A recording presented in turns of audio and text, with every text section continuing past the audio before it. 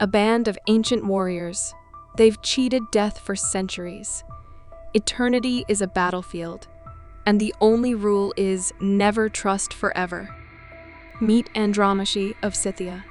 Call her Andy, a battle-hardened legend older than empires, and her loyal band of ageless mercenaries, the brooding Booker, and enemies turned lovers, Joe and Nicky. Blessed, or cursed, with a mysterious power to cheat death, they've spent centuries fighting humanity's darkest battles, but never for the same employer twice. Until now. Enter James Copley, a shadowy former CIA spy master, with a desperate plea: infiltrate the lawless heart of South Sudan to rescue a group of kidnapped girls before they're trafficked into oblivion. Against their ironclad code, Andy and Booker take the job, lured by Copley's chilling plea: if the kidnappers move the girls, they'll vanish forever. The eternal soldiers plunge into a mission where failure isn't an option. It's a death sentence for the innocent.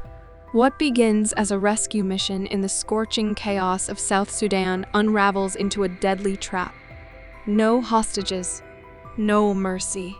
Just a hail of bullets as Andy's team is ambushed, slaughtered, and left for dead, until their cursed gift kicks in.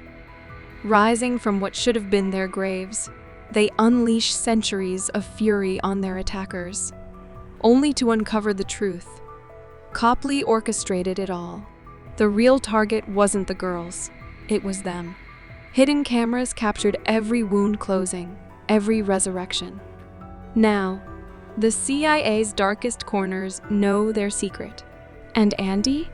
She's done playing by mortal rules.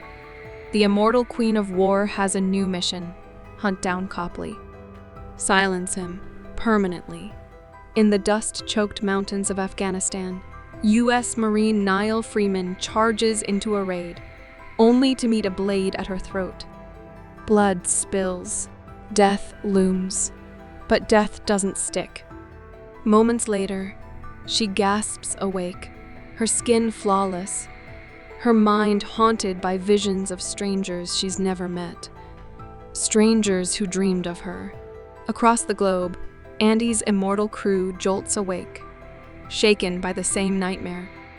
A new immortal? Impossible.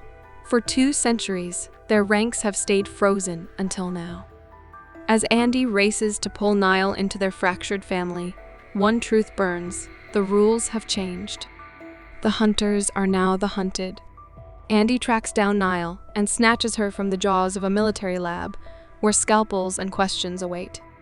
Meanwhile, Copley shows the footage to Stephen Merrick, a ruthless pharma titan who smells profit in their blood. Enter Keen, Merrick's ice-cold enforcer, and Dr. Meta Kozak, a scientist obsessed with dissecting eternity. Their orders? Capture all the immortals. Harvest their DNA.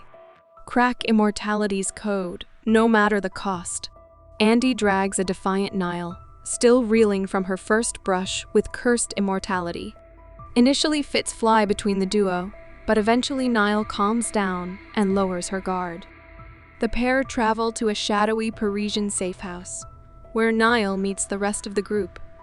Battle-scarred Booker and lovers Joe and Nicky, whose bond has outlasted empires. But the truth they share is no fairy tale. Andy reveals eternity's fine print. Their healing gift stops without warning. Just ask Lycon, their fallen brother. And then there's Quinn, Andy's first sister in arms. Centuries ago, witch hunters sealed her in an iron coffin and hurled her into the sea.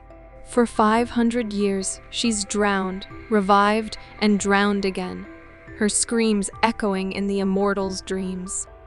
The group searched every ocean for her, but the sea keeps its secrets. These warriors are survivors, haunted by a question with no answer: who's next to fall? Chaos erupts as Merrick's mercenaries swarm the immortals' sanctuary. Joe and Nicky, torn apart mid-battle, are hauled onto a private jet bound for Merrick's lab. Meanwhile, Booker is left for dead in the carnage. Andy fights the assassins ferociously, but gets injured and doesn't heal.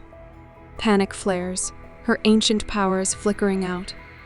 Nile, shattered by the violence, leaves the group to reunite with her mortal family, refusing to trade her humanity for Immortality's hollow promise. Booker and Andy track down Copley, where Booker betrays Andy and pulls the trigger on her.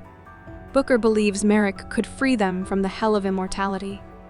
Andy's wound bleeding doesn't stop as she's now mortal. Horror dawns on Booker.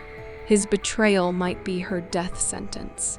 Copley, watching Merrick's sadistic scientists prep Joe and Nicky for endless torture, chokes on his guilt. This isn't salvation. It's profit-driven butchery. Nile realizes Andy has been set up after seeing her empty gun handed by Booker, but she is too late to stop the capture. She corners Copley and convinces him to help her rescue her team.